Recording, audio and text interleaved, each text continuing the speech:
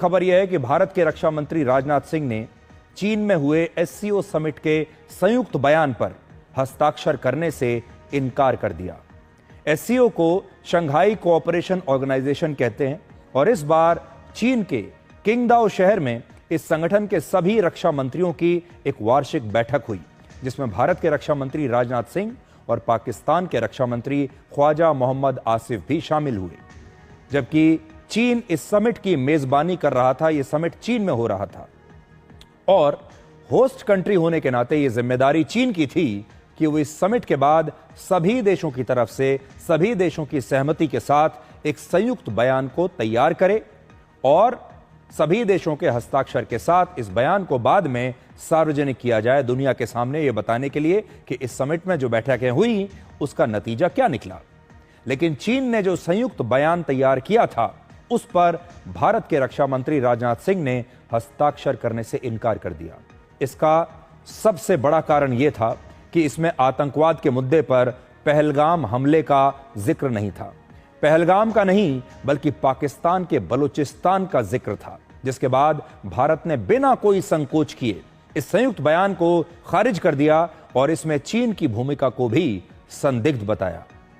रक्षा मंत्री राजनाथ सिंह ने कहा कि यह संयुक्त बयान आतंकवाद के खिलाफ भारत के मजबूत रुख को नहीं दर्शाता और दूसरा, ऐसा लगता है कि पाकिस्तान के इशारे पर ही पहलगाम की घटना का जिक्र इस संयुक्त बयान में नहीं किया गया और इसमें शायद चीन ने भी पाकिस्तान की मदद की है। यानी हो सकता है कि चीन और पाकिस्तान की मिली भगत से कुछ इस प्रकार का संयुक्त बयान तैयार किया गया जिसमें भारत की जो सोच है वो दिखाई ना दे, भारत का जो दर्द है वो दिखाई ना दे, भारत की जो लड़ाई है आतंकवाद के खिलाफ वो दिखाई ना दे।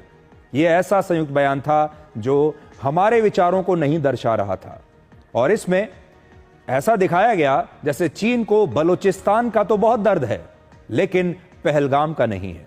सोचिए, चीन और पाकिस्तान को लेकर इतनी सख्त टिप्पणी रक्षा मंत्री राजनाथ सिंह ने चीन में रहते हुए ही और इसी समिट के मंच से की है और चीन को साफ साफ यह कहा गया कि भारत इस संयुक्त बयान से सहमत नहीं है।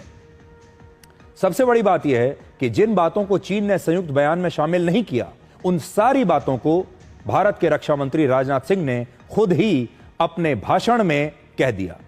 उन्होंने कहा कि आतंकवाद और शांति की बातें एक साथ नहीं हो सकती, आतंकवाद और शांति अब एक साथ नहीं चलेंगे। जो देश आतंकवाद को स्पॉन्सर करते हैं उन्हें कटघरे में लाना बेहद जरूरी है। Peace and prosperity cannot coexist with terrorism and proliferation of weapons of the mass destruction in the hands of the non-state actors and the terror groups. Dealing with these challenges require decisive action and we must unite in our fight against these evils for our collective safety and security.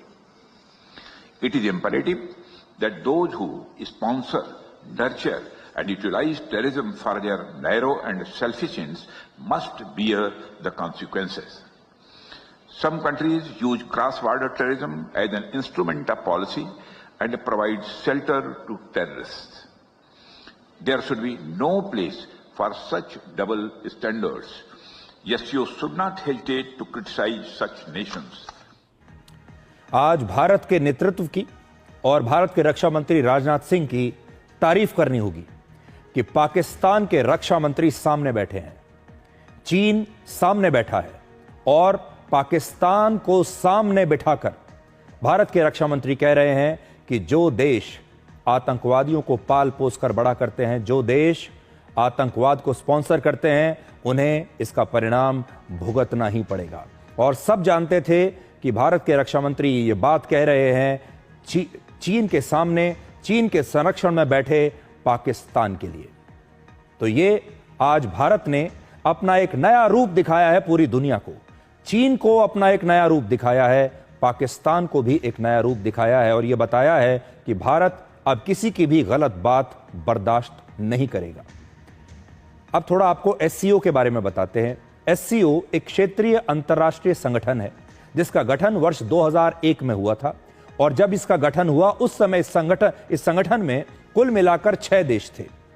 इनमें चीन, Russia, Kazakhstan, Kyrgyzstan, और Uzbekistan जैसे देश थे, और भारत और पाकिस्तान वर्ष 2017 में एससीओ के स्थायी सदस्य बने और ईरान को वर्ष 2023 में इस संगठन में बाद में शामिल किया गया। और इस प्रकार से भारत, पाकिस्तान और ईरान के शामिल होने के बाद अब इस संगठन में 9 देश हैं।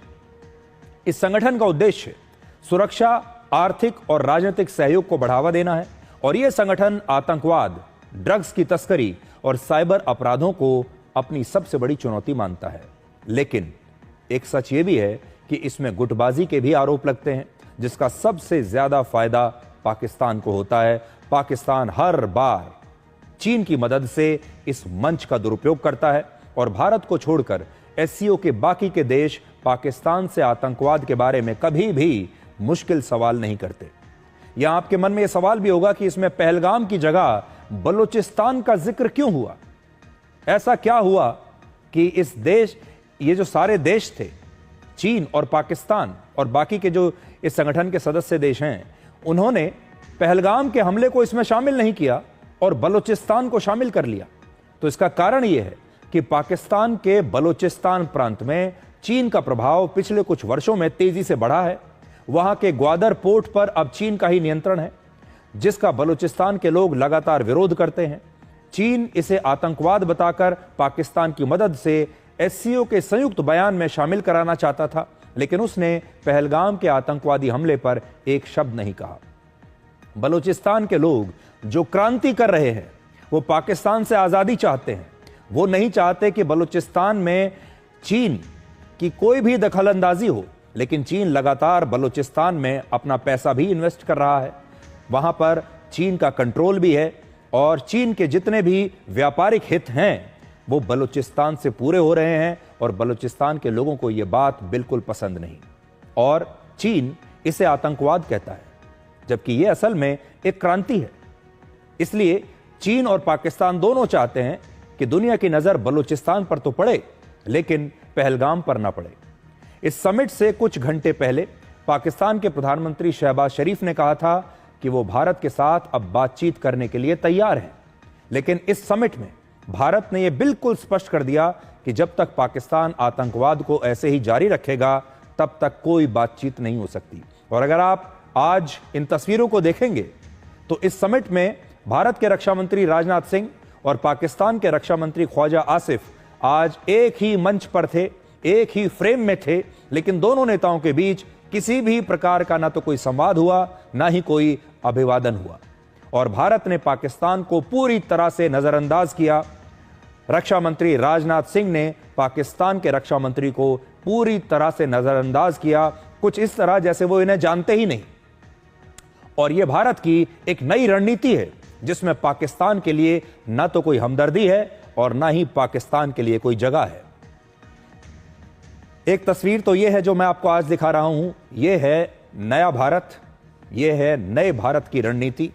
और यह नया भारत किसी से दबता नहीं, किसी से डरता नहीं और अपने दुश्मन को साफ बताता है कि दुश्मनी क्या होती है। लेकिन अब आपको थोड़ा फ्लैशबैक में लेकर चलते हैं। 17 साल पुराने भारत को दिखाते हैं। 17 साल पहले मुंबई के 26/11 के हमले की याद आपको जरा दिलाते हैं, जब इस 26/11 के हमले के 6 महीने के बाद भारत और पाकिस्तान के राष्ट्राध्यक्षों को इस समिट में एक अतिथि देश के तौर पर आमंत्रित किया गया था, क्योंकि तब भारत और पाकिस्तान इस संगठन के सदस्य नहीं थे। तो इन दोनों को अतिथि देश बनाकर आमंत्रित किया गया था और पूर्व प्रधानमंत्री डॉक्टर मनमोहन सिंह ने, जो तत्कालीन प्रधानमंत्री थे उस समय, इस हमले के बाद भी पाकिस्तान के तत्कालीन राष्ट्रपति आसिफ अली जरदारी से तब मुलाकात की थी। और एससीओ समिट के 1 महीने के बाद नाम समिट में, NAM नाम समिट में भी भारत और पाकिस्तान के प्रधानमंत्रियों के बीच एक बैठक हुई थी। और इससे आप समझ सकते हैं कि आतंकवाद और पाकिस्तान को लेकर उस समय की सरकारों में और आज की सरकार में क्या अंतर है। ये तस्वीरें देखिए, 2008 में जब मुंबई का 26/11 का हमला हुआ था, उसके बाद अगले ही साल जून 2009 की तस्वीर देख लीजिए, जुलाई 2009 की तस्वीर देख लीजिए और आप देखिए कि भारत और पाकिस्तान के प्रधानमंत्री और राष्ट्रपति कैसे खुशी खुशी एक दूसरे के साथ बैठकें भी कर रहे हैं, हाथ भी मिला रहे हैं, चेहरे पर मुस्कुराहट भी है और सब कुछ ऐसा लगता है जैसे सब सामान्य है, जैसे कुछ हुआ ही नहीं और भारत अगले ही साल कुछ ही महीनों में इस हमले को भूल गया। तो तब में और अब में आप देख लीजिए, आज का भारत पाकिस्तान की तरफ देखता भी नहीं, आज का भारत पाकिस्तान से हाथ नहीं मिलाता, आज का भारत पाकिस्तान से कोई बातचीत नहीं करता। हालांकि समिट में रक्षा मंत्री राजनाथ सिंह ने चीन के रक्षा मंत्री एडमिरल डोंग जून के साथ एक द्विपक्षीय वार्ता जरूर की और इस बातचीत का मुद्दा था भारत और चीन के बीच मिलिट्री हॉटलाइन और मिलिट्री कम्युनिकेशन चैनल्स को बेहतर तरीके से स्थापित करना। तो आज पूरी दुनिया को भारत ने दिखा दिया कि आतंकवाद पर उसकी राय बिल्कुल स्पष्ट है और अब भारत किसी से दबने वाला नहीं है। और चीन में बैठकर हमने चीन को ही यह बता दिया कि हम आपकी लिखी हुई जॉइंट स्टेटमेंट पर अब हस्ताक्षर नहीं करेंगे। और मुझे ऐसा लगता है कि भारत की इस विदेश नीति में एक बहुत बड़ा शिफ्ट हमें देखने को मिल रहा है, जो इससे पहले भारत के इतिहास में ऐसा सख्त रुख हमें देखने को नहीं मिला था।